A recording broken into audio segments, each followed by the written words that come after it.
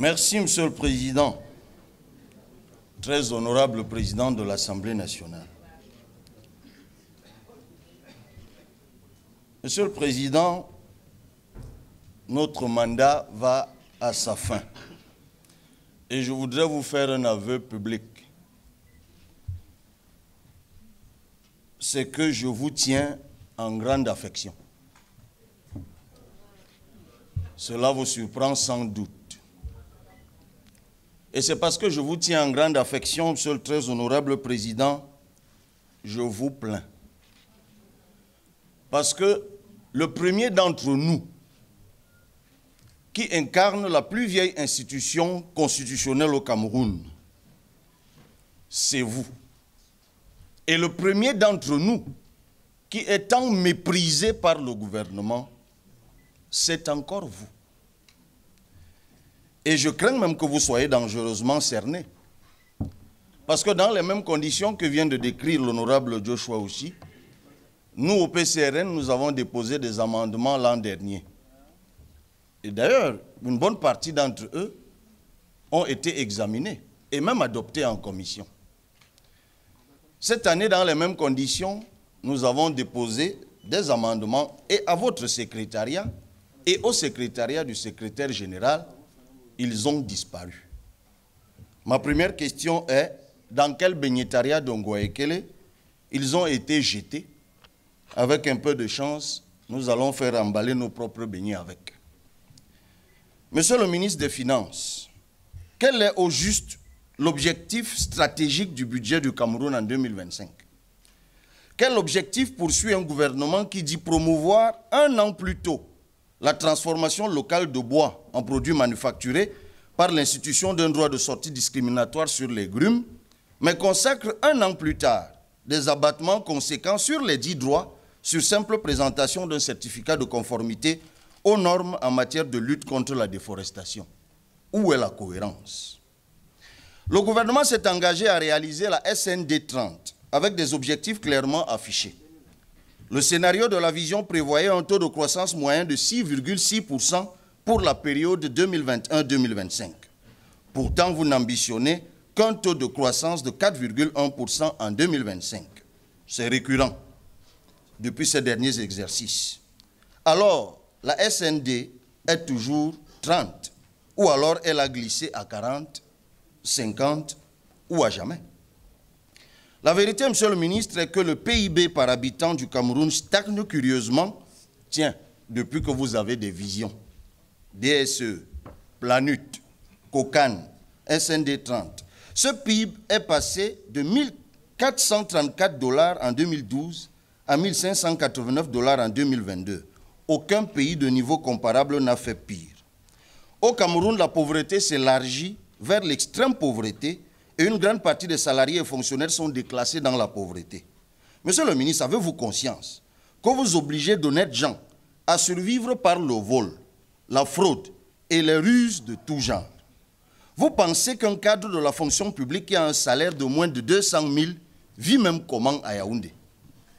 À votre avis, un agent de maîtrise ou un ouvrier administratif vit même comment à Douala? Ce citoyen qui tire pourtant le diable par la queue, en tant que 300 milliards sont impunément partis en fumée à la Sonara. Il cherche la construction du réseau de pipeline entre Limbé et Yaoundé via Douala, ainsi que le ressort du compte d'emploi prévisionnel de l'eurobond 2015 de 450 milliards de francs CFA. Oui, cet emprunt qui était rémunéré à un taux de 9,50% et que les Camerounais ont dû rembourser par un autre, l'eurobond de 2021. Ils cherchent les infrastructures de la canne qui sont englouties dans des tonnes de milliards. Les voleurs sont pourtant connus. Mais vous continuez à ponctionner le pouvoir d'achat des pauvres Camerounais pour continuer à enrichir les voleurs. Rappelons qu'entre-temps, l'article 66 de la Constitution sur la déclaration des biens des voleurs n'est pas appliqué. L'article 66 du Code général des impôts sur la taxation sur la base des signes extérieurs de richesse qu'affichent des voleurs n'est pas appliqué. Comme dirait quelqu'un, un jour, un jour. Monsieur le ministre, le budget de 2025 comme celui des 4 derniers exercices, ne sert ni les intérêts des entreprises, ni les intérêts des ménages camerounais. Pourquoi je le dis? Parce que vos politiques publiques ne concourent qu'au paiement des impôts, à la création de nouveaux impôts et à l'augmentation des tarifs des impôts existants.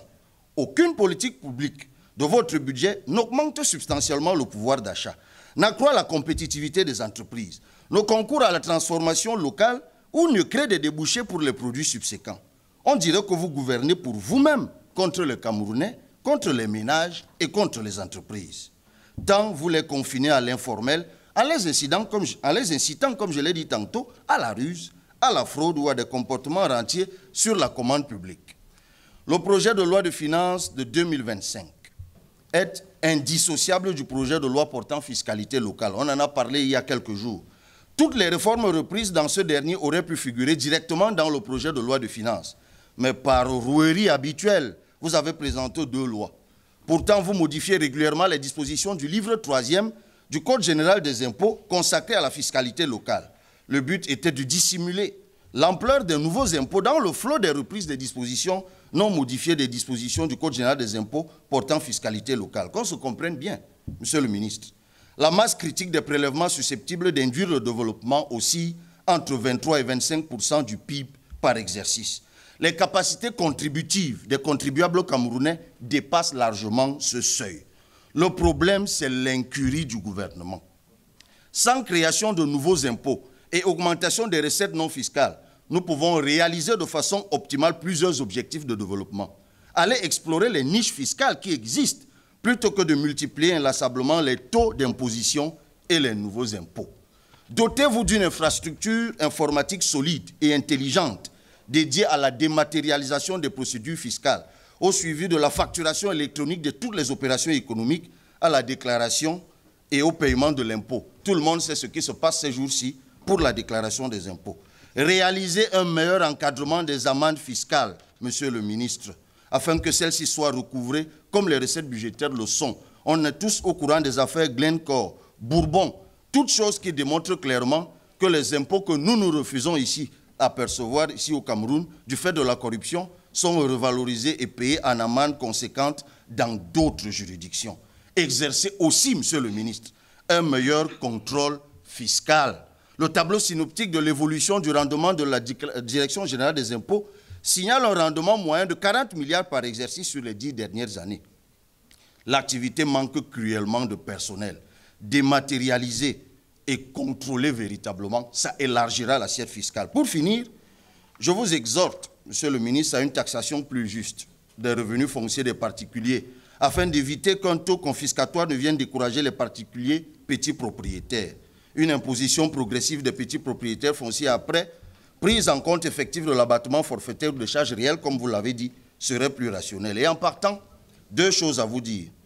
En 2017, je me souviens à l'université de Yaoundé 2, vous étiez à la dédicace d'un ouvrage sur la transformation structurelle. Le même auteur vient de publier un ouvrage très intéressant, en tout cas sous sa coordination, le professeur Henri Ngouatabi, qui est intitulé « État développementaliste camerounais versus État développementaliste sud-coréen. Comment réussir la transformation structurelle ?» Vous y trouverez des clés. Et je m'en vais donc en vous rappelant le conseil de la dernière fois.